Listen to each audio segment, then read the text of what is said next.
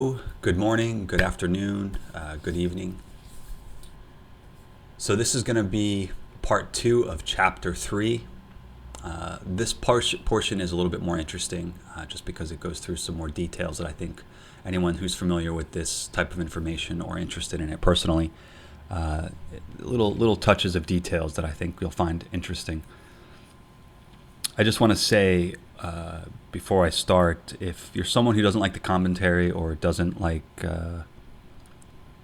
reading along and all that, just but you're still interested in it, maybe just turn it off and listen to it versus watching it as well. Or if I think something that would be beneficial to me or even other people who are more popular in contemporary media as it relates to this type of information, sit back and listen and take notes and actually just write your thoughts down that you think, write the timestamp down for when the comment was made, and then put your own thoughts or notes down to it.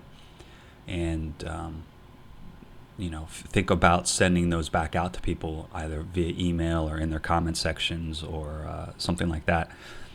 I find, for me, having worked in the creative field of marketing and advertising, one of the things that I think people got hung up on was just getting to start whatever it is you're going to do. They would spend a lot of time theorizing and just trying to get comfortable and all these forms of preparations and things like that. And well, I mentioned in this chapter in part 1 that for ESP and stuff like that, that was a big component of how to orchestrate tests. That is not the same as you doing it yourself.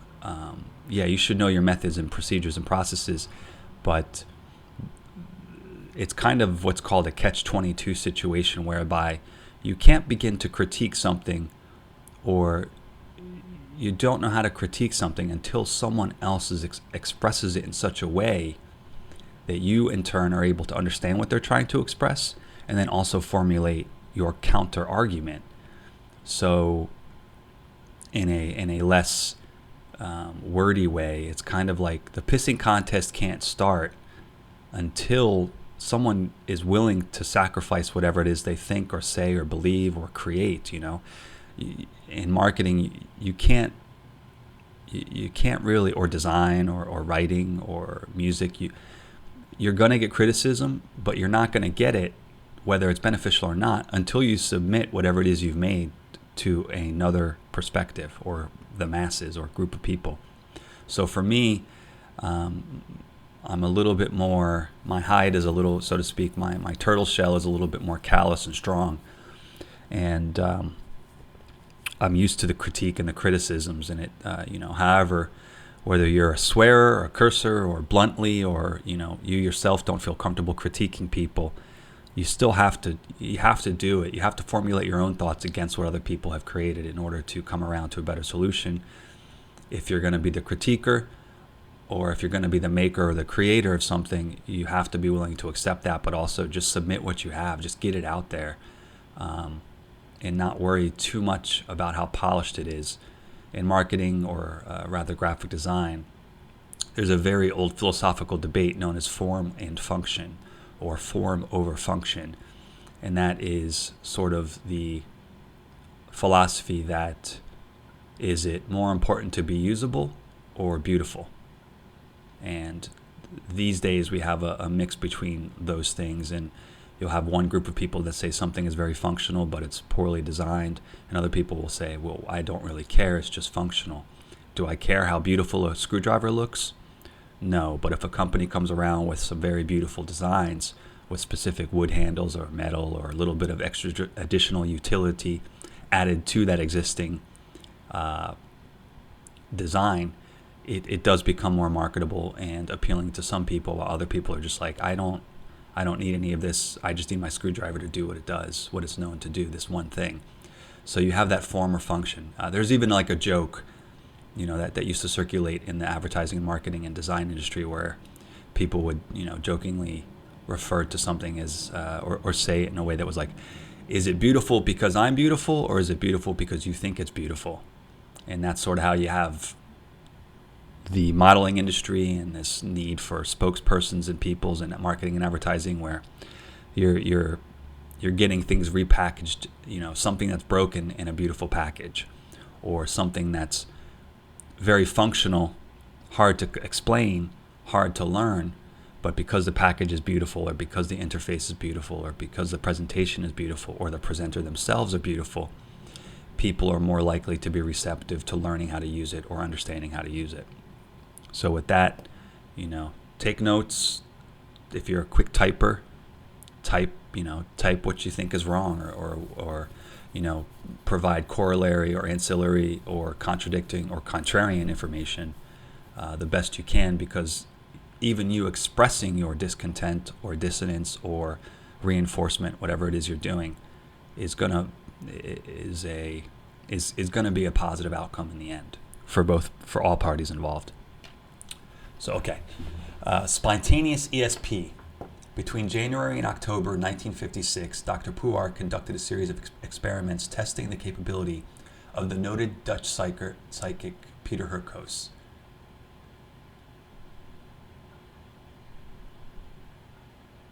Among the most significant were the following demonstrations of spontaneous ESP. Apologies, everyone. All of which occurred before witnesses, and 2 of which involved persons of good academic reputation. So actually, I think we already read this. I missed my line. Apologies, everybody. Sorry about that. So here we are. We're actually in part 2, which is 2 businessmen, Mr. C.V. Wood and Mr. Tom Slick. At least that was a refresher for where we're at, actually. So 2 businessmen. We're getting a little bit of anecdotal evidence here. 2 businessmen, Mr. C.V. Wood and Mr. Tom Slick, those sound like code names, wanted to test Hurkos' ability to get intelligence from an object sealed in a package. At this time, May 1959, Hurkos was staying in Miami, and 2 gentlemen visited him there. They had arranged to have Mr. Wood's secretary in Los Angeles, California, mail them a sealed package whose contents were not revealed to them until after the experiment was completed. In this particular instance, Hurkos was not allowed to touch the sealed package. Furthermore, it was held by another gentleman who went into the next room so that Hurkos could not even see the shape of it. Hurkos' statement: I see in this package some brown hair from a dog. I see a leather collar from a dog with brass trimmings on it. This package is about a small dog, brown in color. The dog has a lame left hind leg. The owner of the dog does not know what is wrong with it. The doctor thinks it is some sort of arthritis. I think that this ... ellipses is due to neuritis. I believe this will be cured by some sort of shock. The sealed package contained some brown dog hairs, and it contained a metal chain from a dog. There was no leather brass trimmed dog collar in the box. The other statements were remarkable in their knowledge of the situation. The dog in question was a brownish poodle called Coco. The dog had been sick for several weeks, limping and favoring his left hind leg. The most curious aspect: a week after the reading of Hurkos, the dog was hit by a car but merely rolled over. And after this accident, the limp disappeared and the dog has been well since. And then we have a reference. I'm so familiar with these anecdotes. I've heard so many different ones and actually experienced my own. I don't have anything to offer on that. Just because 1 or 2 things were wrong does not mean the other 8 or 10 should be forgotten that were correct. These spontaneous performances are as controlled as is possible under the circumstances. The relation of chance to these demonstrations represent either fraud or the unique expression of a genuine talent. With the caliber of the witness involved, fraud seems unlikely. On January 1941, there we have another earlier date, Dr. S.G. Soule, highly respected scientist, began a series of tests for telepathy and precognition which were to last for a year. The principal subject was Mrs. Basil Shackleton,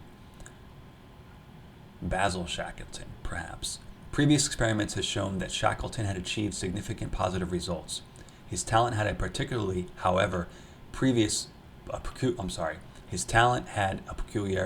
However, previous results had shown that Shackleton's correct card guesses were always related to the card which the sender had just previously transmitted. So let's stop there. I think in chapter 2 or 1 I mentioned that it was my understanding and still my interpretation now that scientists were inadvertently, and I think the research and the later experiments proved this, but that if the researchers themselves or someone in the room had already seen or known what was in there, it's also possible that they were inadvertently transmitting that information to the receiver. So simply by knowing what was in the envelope, the person may not actually have been guessing what was in the envelope, but instead receiving the input from the individual who did know what was in the envelope. And all those tests exist, as this research goes further. All of that's been proven to occur as well. Soule was particularly interested in verifying both Shackleton's talent and its peculiar manifestation. More than 18,000 individual tests were performed. Shackleton, that's a lot, guys. Everybody, that's 18,000 individual tests. I don't even think the CDC's tests for vaccines, which I think is about 1,500 children, is used as the base experimental justification for why children receive vaccines. It's only 1,500 to 1,600 kids. These are 18,000 individual tests. Shackleton showed only a slightly higher than chance expectation on direct calls of the card being looked at. So then we're just going to be looking at a couple columns of text here: trials, expected hits, actual hits, deviation, standard deviation. There's a lot. The numbers look great as far as I can tell. In other words, the Shackleton telepathy experiments show odds against chance of at least 10 million to 1. So what they're saying is, instead of saying he has a 1 in a million chance of succeeding, what they're showing is that the fact that it's just a guess is 10 million to 1. So it's in favor of the guesses or the chance mean. The character of the experimenter, the careful tailoring of these experiments to the talent of the psychic, and its tight scientific controls, the experimental results must be seriously considered as showing very strong evidence in favor of the ESP hypothesis. In parentheses, this view is shared by L.L. Vasilyev, the principal Russian experimenter. See pages 38-39 of his work. Suggestion at a distance. Okay, so that's in the parentheses. As Vasilyev also shows, scientific reviewers generally hold Soule's work in high regard. Apologies for the helicopter. They're constantly flying over here. It's a lot of ridiculous, but let's move on. TV summary of ESP research. On June 16, 1966, ABC TV presented a documentary entitled The Baffling World of ESP. Many scientists studying in the field were represented. Among them were psychologist Gardner Murphy, psychiatrist Montague Ullman, and physicist Henry Margenau. The participants were as varied in their nationality as in their scientific and psychic talents. English medium Douglas Johnson gave, before the camera, a convincing demonstration of ESP. He revealed many detailed facts about a woman and her father, neither of whom he had previously known, according to the TV network. I don't know why I would say according to the TV network, as long as if the broadcast showed the video, then it's not according to the TV network. And if the footage was recorded in one continuous shot, it's not according to the TV network. It is well documented on the video then. Dr. Milan Rizel, PhD of Czechoslovakia, gave a partially successful demonstration of the gifts of one of the clairvoyants which he trained by hypnotic methods. So that is worth stopping real quick. So one of the clairvoyants which he trained by hypnotic methods. So there are methods apparently that SRI, the Monroe Institute, Ryan Institute, Maimonides, Cambridge, Stanford, they all, at one point or another, researched methods in how to awaken people, or to sort of surpass or circumnavigate whatever biases existed. Hypnotize someone first, made them believe they were capable, and then through hypnosis or under hypnosis, they were able to manifest certain positive sessions or demonstrations. That's crazy. That's another highly interesting and engaging aspect of all this. But for me, I would rather be aware of what I was doing and not have to be programmed to be able to facilitate or exhibit these abilities, or in other cases, deprogrammed. Really, that's what we're saying. A representative of the University of Utrecht, who further represents the Parapsychological Institute of the university, had been observing Dutch psychic Gerard Croiset for several years.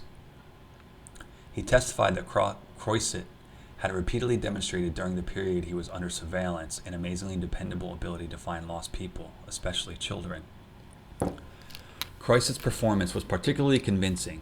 Even though lacking laboratory controls, the probabilities involved as consistently being able to find lost persons are obviously well beyond chance, especially when the location of such persons was often not known by anyone. Such a long surveillance should have uncovered any fraud. Of particular interest in the field of parapsychological research is the quality and quantity of Soviet bloc research being conducted. A partial list of bloc scientists involved would include, you guys can go through these names at a later date if you want. They are all Russian, Czechoslovakian. Yep. The effort which the admittedly materialistic Soviet bloc research are expending in ESP research is remarkable. The sophistication and positive results achieved by the bloc effort are exemplified by the description of the following series of tests carried out by L. Vasilyev in 1961 or 1962. So here we're going to get an anecdote. The subject, awake, was given the instruction to rhythmically press on the balloon, in parentheses, connected to a rotating chemograph drum, like a seismograph, at a given point unknown to the subject. An indicator in another room gave her the mental suggestion to fall asleep. The pneumatic recording of her movements continued while she was still awake. However, the moment the percipient subject was hypnotized, the movement stopped and the recording equipment marked an even line. When suggested to wake up, the percipient, with no additional instructions, renewed her squeezing of the balloon, interrupted during her hypnotic sleep. So that's not even telepathy or ESP, whether they intended to explain this phenomenon. We just basically read an anecdote on someone being able to be put to sleep. That research and those documents are also declassified and available as well. So putting people asleep at a distance should be no different than putting thoughts into people's heads or anything like that, I guess. There's a lot of, skepticism here, and even I would, well, how do you do that? How do you target, the materialist, as they reference it, will come in and say, well, this is what makes someone fall asleep. How does someone do that? Well, do they constrict their heart? Do they slow their breathing? Is this something they're able to target? And yes, that's actually what happens. In different aspects of the research later, we learn that people were trained in terms of combat and offensive maneuvers to target biological processes and components as well. And that is a variation of visualization and conceptualization, as well as being well versed in the mechanics and the knowledge of the human body, which, if we throw in a little bit of esoteric and occult knowledge, many of the Druidic, and I just, removing even that word, but we say Celtic, Irish, British, older occult knowledge, and even Ottoman and German knowledge,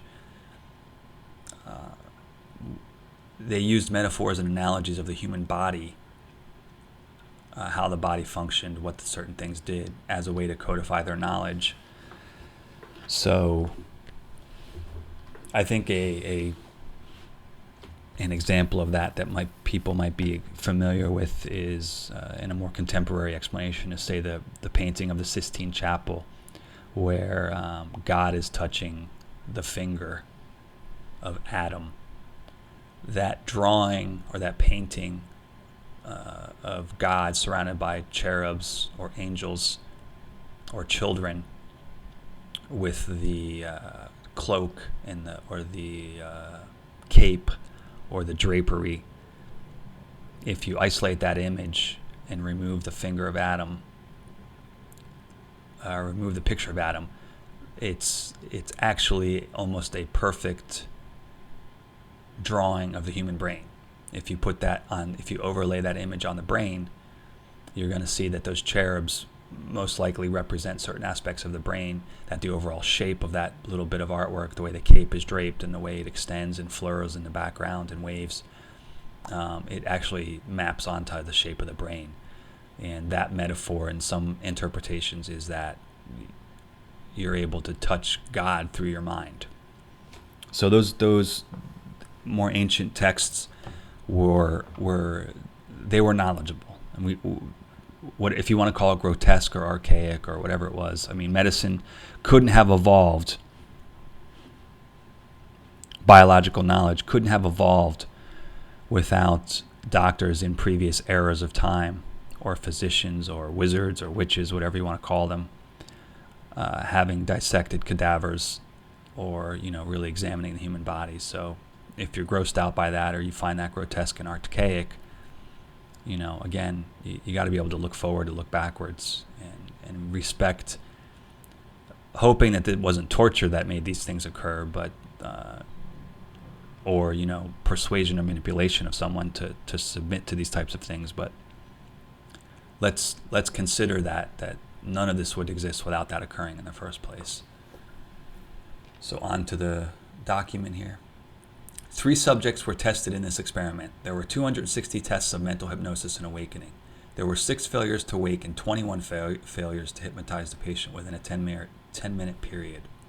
In 91 instances, the recipient responded to command within 2 minutes after it was given. 73 of these responses were within 1 minute.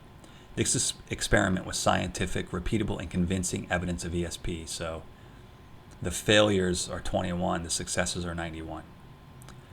They don't tell you why or how the person or why it failed. They're just telling you, again, I've said before that the science measurement doesn't always reveal the cause.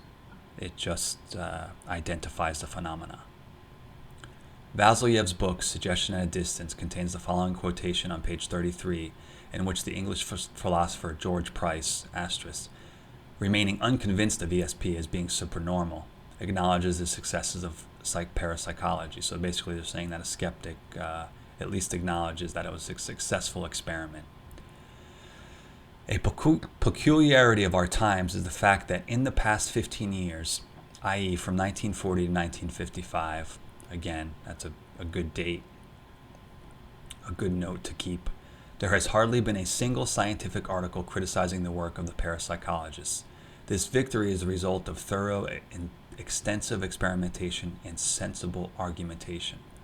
The best of Rhine and Soul, that's the Rhine Institute, experiments in guessing cards indicates a tremendous difference compared to any possible accidental coincidence. The possibility of prompting is almost excluded since the cards and the recipient were in different buildings. That is significant. Positive results were obtained from dozens of experiments, and the mathematical computations were approved by leading statisticians. Price remains unconvinced because parapsychology is, in quotations, incompatible with modern scientific theory, which is not even an argument. That doesn't even make sense because it doesn't fit with the existing perception people have. It's not real. That's people that are allowed to talk like that or say that or present content in that way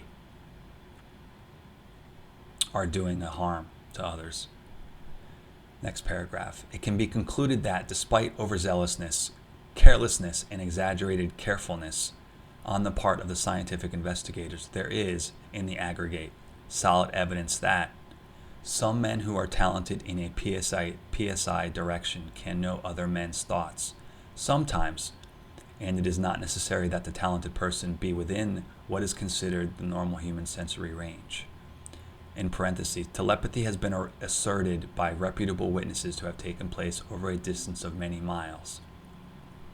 Let me stop that and go back. I find that sometimes villains and heroes exist on certain aspects of new science, not because they want to be, but because information can be so abstract up front. It's important to have opinion makers from both sides of the fence, whether George Price here was deliberately trying to be the villain, or was simply recognizing that he had to propose a counter argument, at least for the sake of the new onlooker, the uneducated, so that they themselves had somewhere to start criticizing and critiquing. And, the hero villain, the good cop, bad cop, is a psychological psyop in itself, because things are often so unfamiliar to us on an average level that we need someone to show us what to look at in terms of critique, what to look at in terms of acceptability, and then also just, in some cases, to get people from blindly following something without question. You have to have somebody be an oppositional force to force those people into a more rational and reasonable acceptance of their own devising. So you create the villain and you create the good guy as a means of forcing the individual in the middle, or the people in the middle, to start to make their own assertions and research things further on their own, which keeps anybody from, or the masses, from falling into a herd mentality because they're not sure where to begin to critique things. So next paragraph here. Some talented men are able to perceive objects inside other solid objects, to describe such hidden objects in detail, and often to describe personal details of persons who previously had touched the hidden objects without having any other access to such information. Such clairvoyant performances have been observed by reputable witnesses to take place where the clairvoyant merely touches but does not rattle or shake the outside container. Sometimes this type of person is able to describe internal conditions of human beings in detail when said persons are miles distant, again, according to reliable witnesses. So, here we're just looking at witnesses. There's nothing to support that. The touching, sensitive touch aspect of all this stuff,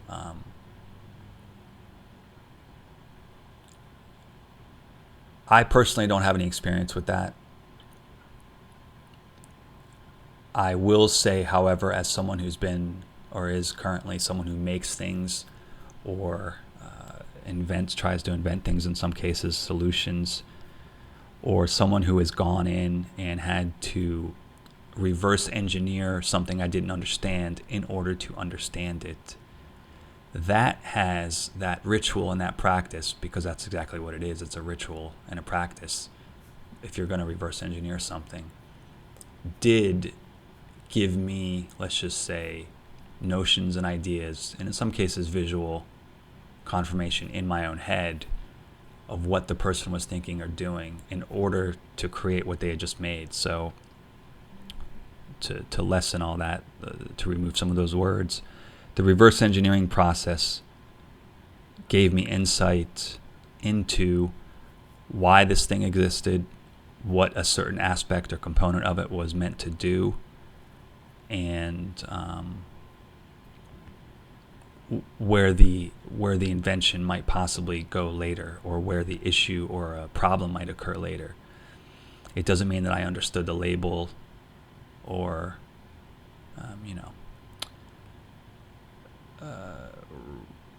was able to pick up on some sort of energies that transmitted it to me, but maybe perhaps by repeating the entire process that the maker had made, or the maker had used, the inventor, excuse me, that ritual and that performance activated,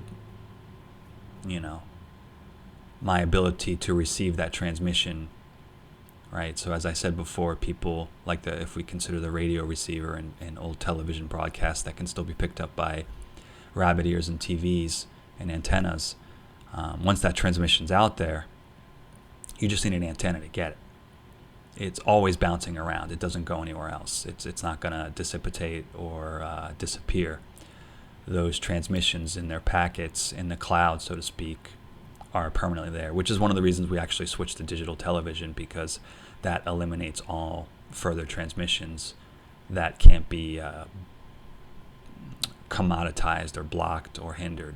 So whatever's out there already from the past 50, 60, 70, 80 years is permanently out there from what I understand, unless the geoengineering is a defense against that as well. But ultimately, if someone transmitted it, it can be picked up. So that's basically where I'm going with that. So it's possible that this clairvoyant or this touch experience is centralized. Maybe other people are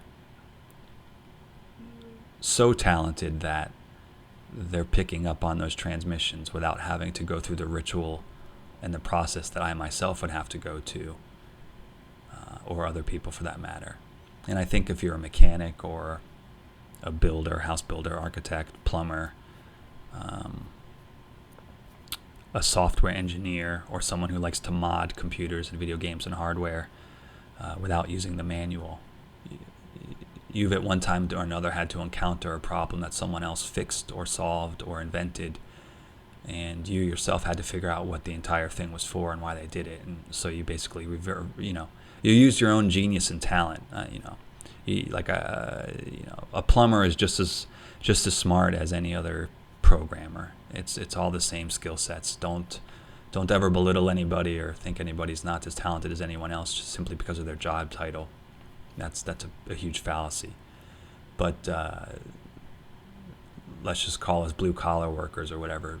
We've all had to go into a problem or situation that someone else orchestrated without any previous knowledge of it and sort through the piping mechanism or the reason why they fixed the car this way, or what this little seal may be, or what this new valve is supposed to be doing, or anything like that. We all do that. We just don't have that fine tuning that this clairvoyant here had, whereby he was able to simply touch the object and then pick up on some sort of that transmission. So that's, me expounding on that is just an attempt to justify what's actually occurring in a more tangible and anecdotal way for those of us on the ground in an everyday experience. So let's move on to the next paragraph here. Because of the detailed accuracy in the clairvoyant descriptions of some of the experiments, and because of the ability of some of the telepathic receivers studied to tune in on the mind of the pre-selected sender, ESP can constitute a significant threat against COMSEC equipments, devices, and materials if such a talent is developed to a dependable degree. Well, there we go. So they use the phrase tune in. So if you can tune in faster than someone else without having to go through the ritual and performance of reverse engineering something, that's a coveted skill set. Notice how we're still, really the author's still working against the idea of threat. All of this is a threat to something. Because of the small pool of dependable psychic talent, such a threat would probably be used only against selected high-echelon diplomatic or military communications. That's a big what if. I mean, if someone broke into my home, I would, I'd want to know who it was, and I might perform a little tuning in to see if I can pick up on who actually broke into my home and stole my stuff. So, I mean, that paragraph is stupid.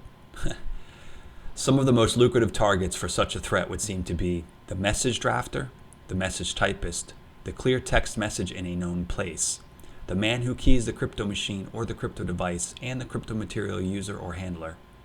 Keying materials, in parentheses, the simpler in construction, the greater the likelihood of their vulnerability, the encrypted message, and the encrypted signal. So here we go again, my brief tangent there with the plumber and the architect or the mechanic. So we see the simpler the construction, the greater the likelihood of the vulnerability. So the more easy something is to tune in or to figure out, the more likely it is to be compromised. We also see some of the most lucrative targets for such a threat would seem to be the message drafter, right? So if the message drafter is inadvertently thinking about what they just drafted, and you're able to tune in on those ambient thoughts or those ethereal thoughts, or the message typist is doing it, or the text message itself, the actual printed document, has, let's just continue on with the tune-in idea, but if it can If it's tuning and it's still containing some sort of tuning mechanism, then apparently the psychic can pick up on that. I don't, let's take this real far here and say that if, let's use an assembly line at a car builder's plant. If a machine is building the car, then the human vulnerability, the human weakness is removed, and at best, a psychic who can tune in would actually have to be more or less like those of us who have less ability, whereby we would go into the car, take it apart, lay out all the pieces, maybe put it back together a few times again, start it, drive it, listen to it, and do all these other things to try to connect with how this device is functioning and what all these components are for, in order to fix it. Whereby if a bunch of humans were building it and the humans were drafting it and creating it, if we had tune-in capabilities, we could simply just, I guess, pick it up without any effort, without the ritual and performance. So that's an interesting correlation as we sort of use the language here: crypto machine, crypto devices, crypto materials, and then move forward into time, into 2019, away from this document's creation date, and look at how things are automated. How much has been automated to remove the human factor, so to speak. It's possible, since we know these documents were presented to Congress and all this research was available to Congress, as well as the President of the United States at that time. Again, all that information is available, declassified, for you to research on your own. But, if we had some high-level people really creating these processes that trickle down into everyday life to eliminate our natural sort of God-given, God-bearing gifts, that's possible. I mean, if I'm able to sit here and read this and just come up with that notion myself, let's assume that these people who are PhDs and just geniuses in their own right, really, and innovators, creators of new knowledge as a whole,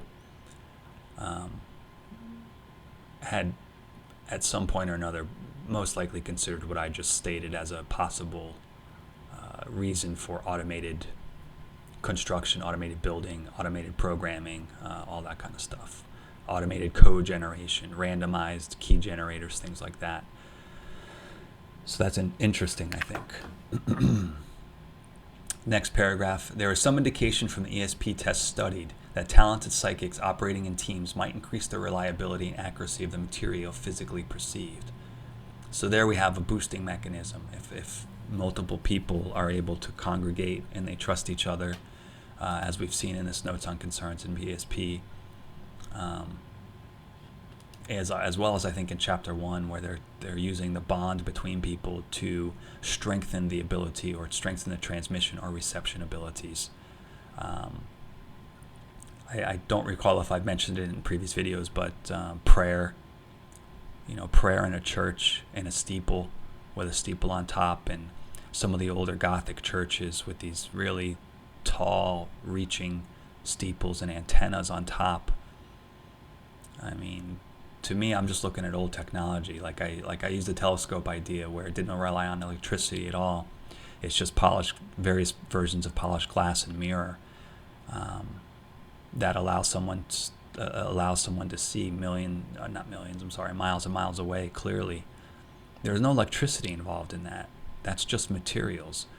So I think if we look at the architecture of some of the Gothic churches and more contemporary churches, while in some cases those steeples are perceived to be ornamental in value only, or religious artifacts and totems, I mean, prayer does work. I mean, especially when you're supported by, in a positive way, you have a good bond with the people you're with or in the town you're in, and in other ways we call it, in other ways we call it manifest destiny, where you're able to visualize and perceive what you want to do and thereby manifesting it to occur. I know that sounds kind of new age-ish, but it's really not. All this stuff is contained in old literature and texts 500 years ago, 1,000 years ago, and all that stuff. So just on this one paragraph alone, I can extrapolate and sort of, in a way, confabulate, but also correlate how a church and steeple with a well-bonded and well-meaninged and well-intentioned group are able to sort of project or receive information.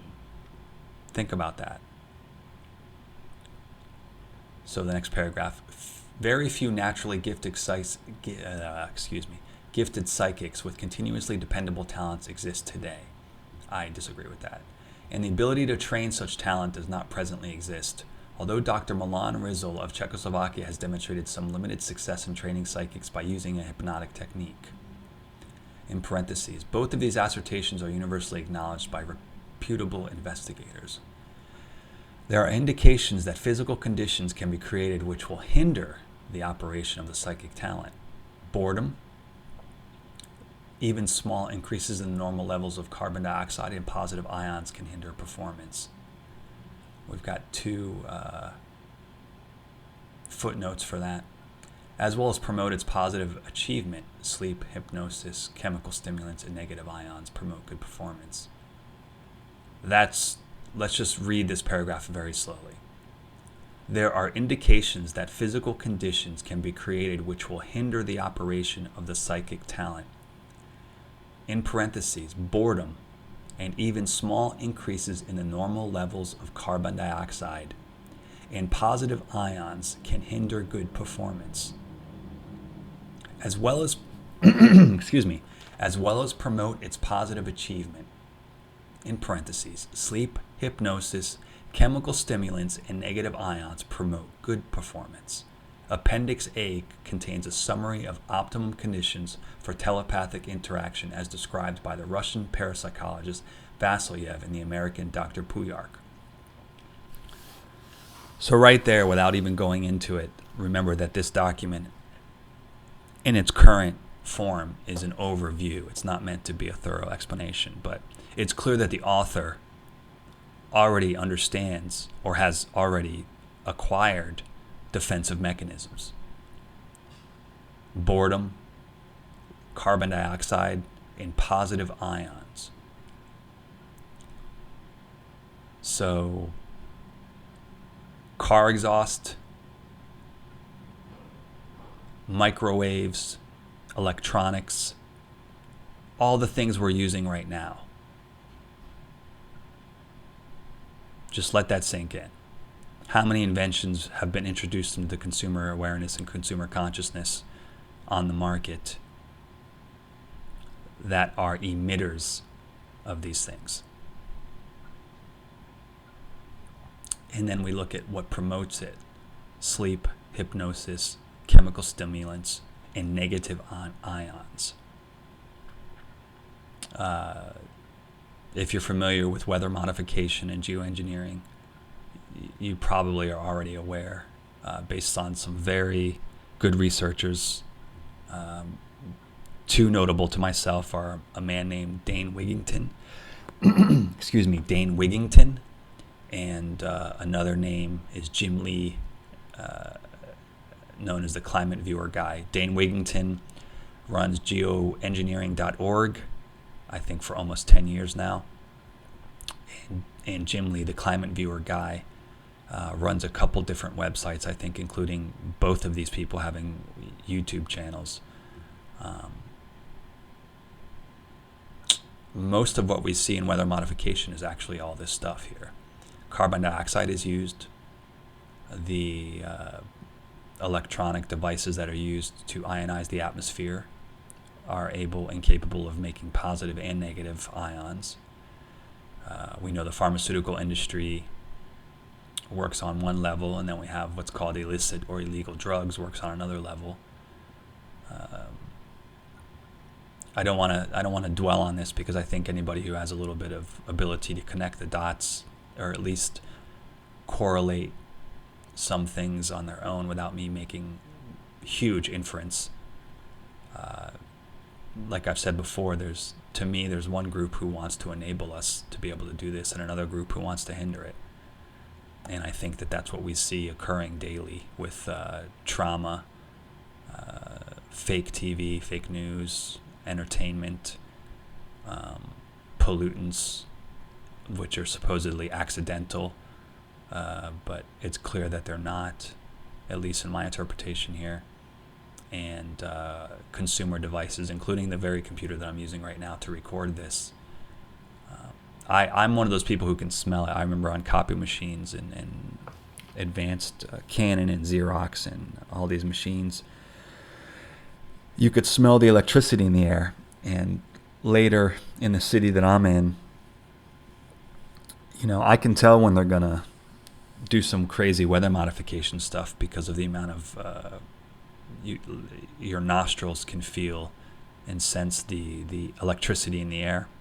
It used to occur when old tube TVs would go on. When I was in a room and the tube TV would go on, I would pick up the signal in my ear and on my head, in my head. I would interpret it first as a sound, but it wasn't. It was actually my entire head picking it up. And I could smell taste the atmosphere around me change.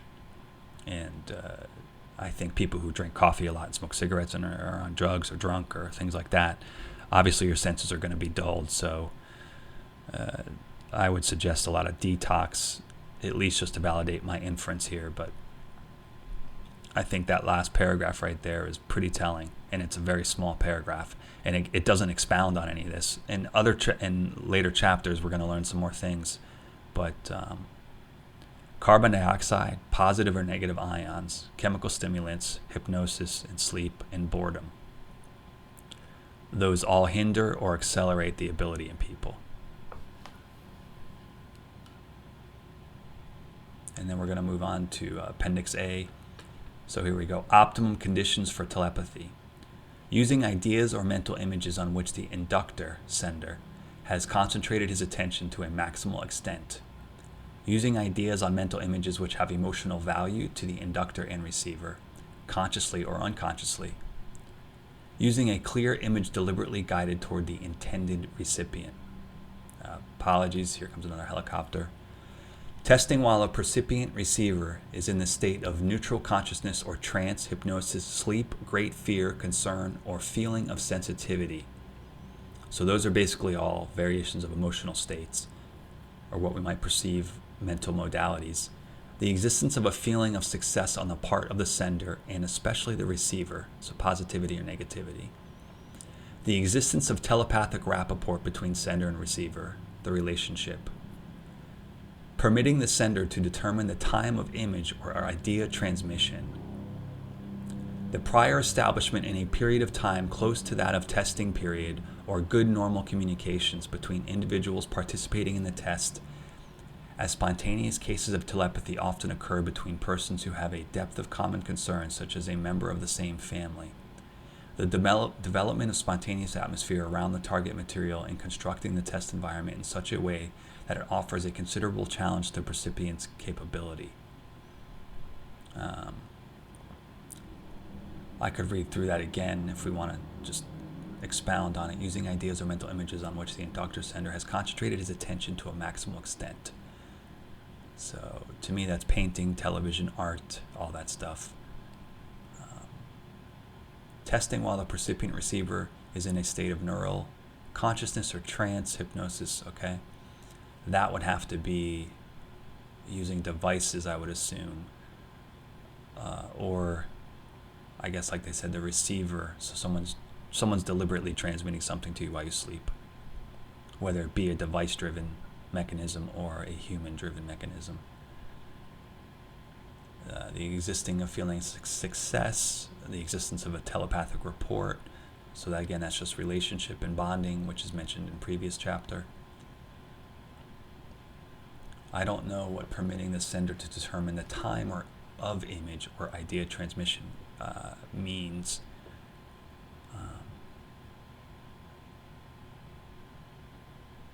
The prior establishment in a period of time close to that of testing period of good normal communication between individuals participating in the test.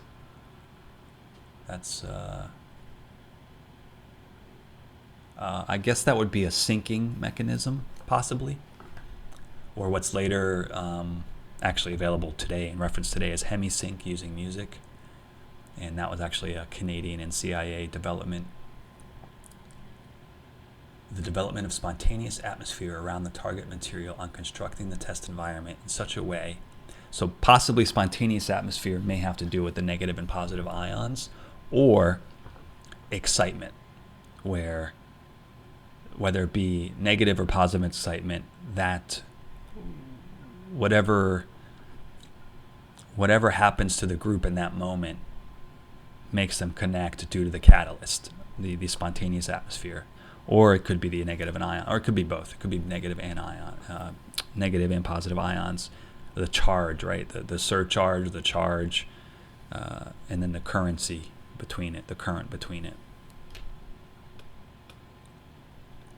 So this is just a chapter, a closing appendix, and we're just looking at different universities. So here's proof if anybody wants any of it and doesn't think it's real or it was occurring. Rhodes University in Africa, University of London, Oxford University, Menninger Foundation, the Dream Laboratory in New York, Duke University, Newark College of Engineering, Stanford, Mellon Charitable Trust, Parapsychology Laboratory in Philadelphia, St. Joseph's College, Psychological Physics University of Pittsburgh, the Human Ecology Fund of New York, Oxford, King's College in Halifax, Institute of Mental Hygienic in Borderline Studies in Germany. We have more from Czechoslovakia, Holland, Spain, Russia, and that's it. All right, I'm going to end this one here. There was a lot of I extended this one a little bit long with a lot of commentary, but I hope anybody listening finds it valuable in some capacity or another. Next chapter is going to be chapter 5, ESP and earlier Soviet research. I'm sorry, chapter 4. I apologize. Chapter 4, ESP and earlier Soviet research. All right.